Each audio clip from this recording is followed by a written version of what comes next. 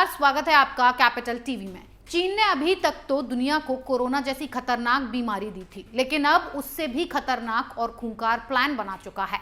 इस प्लान से पूरी दुनिया दहल जाएगी और वहां का राष्ट्रपति शी जिनपिंग दुनिया का सबसे पावरफुल व्यक्ति बन जाएगा। इस रिपोर्ट में देखिए।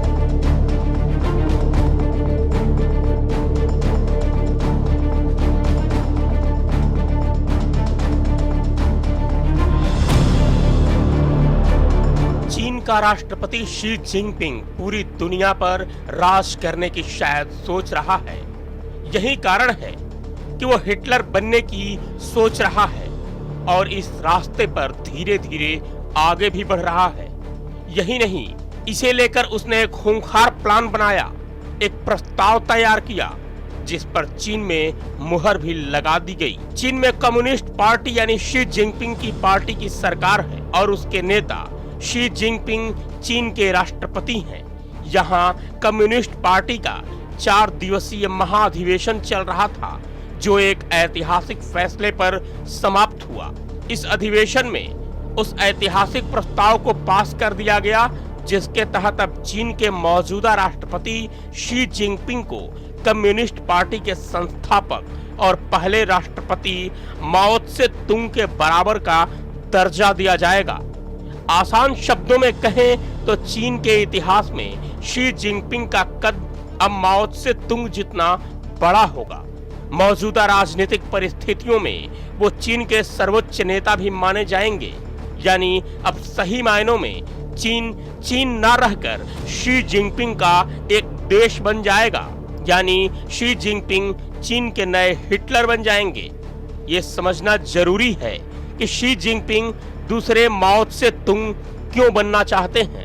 आखिर माओ त्से कौन थे? चीन के 100 वर्षों के कम्युनिस्ट इतिहास में माओ त्से तुंग अकेले ऐसे नेता हैं जो आजीवन चीन के राष्ट्रपति रहे। उनके पास इतने विशेषाधिकार और शक्तियां थीं कि उनके गलत फैसलों और नीतियों के खिलाफ आवाज उठाने की हिम्मत भी किसी में नहीं थी। वो खुद ही जनता थे, खुद ही सरकार थे और खुद ही पूरा देश थे। यही वजह है कि शी जिनपिंग भी इसी तरह शासन करने के लिए खुद को माओ त्से तुंग की तरह स्थापित करना चाहते हैं। और ऐसा तभी हो सकता है जब वो भी चीन के आजीवन राष्ट्रपति बन जाएं, जिसका प्रस्ताव इस अधिवेशन में पास हो गया। चीन में एक ही पार्टी का सिद्धांत है और ये पार्टी है कम्युनिस्ट पार्टी ऑफ चाइना और इसकी सेंट्रल कमेटी ही चीन में सारे बड़े फैसले लेती है।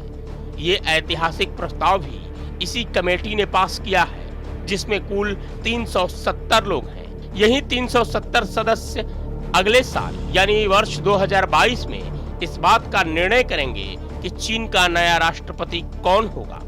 अब सोचिए, जिस कमेटी ने शी जिनपिंग को माओ त्से तुंग के बराबर दर्जा दिया है, वो कमेटी राष्ट्रपति के लिए उनका चुनाव कैसे नहीं करेगी। असल में ये एक सुनियोजित प्रक्रिया का हिस्सा है जिसके तहत पहले इसी कमेटी ने वर्ष 2018 में उस प्रस्ताव को मंजूर किया जिसके तहत चीन में 10 साल के बाद राष्ट्रपति पद छोड़ने की शर्त हटा ली गई थी। यानी पहले ये नियम था कि 10 साल बाद कोई भी व्यक्ति दोबारा राष्ट्रपति नहीं बन सकता, लेकिन इस नियम को हटा दिया गया। वहीं आज ऐतिहासिक प्रस्ताव पास करके शी जिनपिंग को चीन के कम्युनिस्ट इतिहास में सर्वोच्च नेता घोषित कर दिया गया और अगले साल यही कमेटी बतौर राष्ट्रपति उनके तीसरे कार्यकाल को भी मंजूरी दे देगी और आने वाले भविष्य में 68 वर्षीय शी जिनपिंग खुद को इतना मजबूत कर लेंगे कि उनके हर 5 साल में अपना कार्यकाल बढ़वाना ज्यादा मुश्किल नहीं होगा। इसे दूसरी तरह से कहें तो चीन में अब राष्ट्रपति के चुनाव की प्रक्रिया महज एक खाना पूर्ति बनकर रह जाएगी। अब सवाल ये है कि अगर शी जिनपिंग अगले 15 वर्षों तक चीन के राष्ट्रपति बने रहे तो इसका दुनिया और भारत पर क्या प्रभाव होगा। भारत के लिए सबसे बड़ा नुकसान ये होगा कि वो शी जिनपिंग के कार्यकाल में सीमा विवाद का मसला शायद ही सुलझे, क्योंकि शी जिनपिंग भारत की बजाय पाकिस्तान को ज्यादा तवज्जो दे रहे हैं। शी जिनपिंग जिस तरह से सीमा पर अरुणाचल प्रदेश और लेह लद्दाख को लेकर रवैया अपनाए हुए हैं, उससे तो यही लग रहा है कि आने वाले वर्षों में ये विवाद सुलझने वाला नहीं है। वहीं भारत के साथ साथ उन सभी देशों के लिए खतरनाक साबित होगा जिनका चीन के साथ सीमा विवाद रहा है। कुल मिलाकर शी जिनपिंग का कार्यकाल बढ़ने से चीन की सेना पहले से और ज्यादा आक्रामक हो जाएगी और दुनिया में शांति पसंद देशों के लिए ये एक अच्छा संकेत नहीं होगा। शी जिनपिंग के आजीवन राष्ट्रपति बनने से एक बड़ा नुकसान ये भी होगा कि दुनिया को चीन के बारे में कोई सही और सटीक जानकारी नहीं मिल पाएगी। चीन की आंतरिक व्यवस्था गोपनीय होने से दुनिया कभी उसके बारे में कोई सही आकलन नहीं कर पाएगी और ये बहुत खतरनाक होगा। कोरोना वायरस की महामारी में दुनिया ये देख चुकी है, अगर चीन ने इस वायरस की उत्पत्ति को रहस्य बनाकर नहीं रखा होता और WHO जैसे अंतर्राष्ट्रीय संस्थाओं को निष्पक्ष जांच करने दी होती तो आज दुनिया के पास इस बीमारी के बारे में और अधिक जानकारी होती और भविष्य में ऐसी बीमारियों से लड़ने की योजना भी बनाई जा सकती थी। लेकिन चीन द्वारा सबूतों को गोपनीय रखने से ऐसा नहीं हो पाया। शी जिनपिंग जैसे जैसे और मजबूत होंगे वहां से खबर निकालना और भी मुश्किल हो जाएगा, यानी चीन की सच्चाई, चीन का प्लान दुनिया को पता ही नहीं चल पाएगा।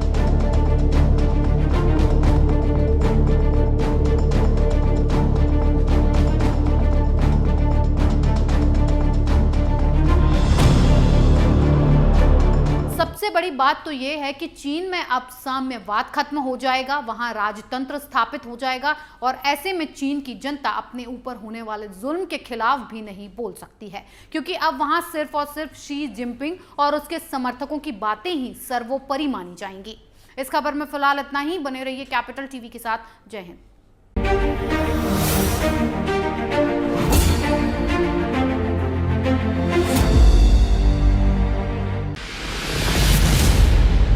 मैं राजनीति करता नहीं, पर राजनीति को बहुत गहरे तक समझता हूं।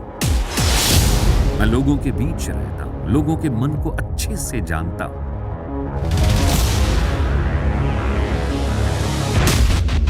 पब्लिक और पॉलिटिक्स की हर नब्ज को खूब पहचानता हूं।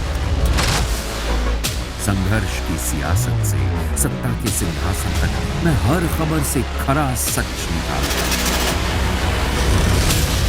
ना कोई दौड़, ना कोई race. Capital TV, Uttar Pradesh.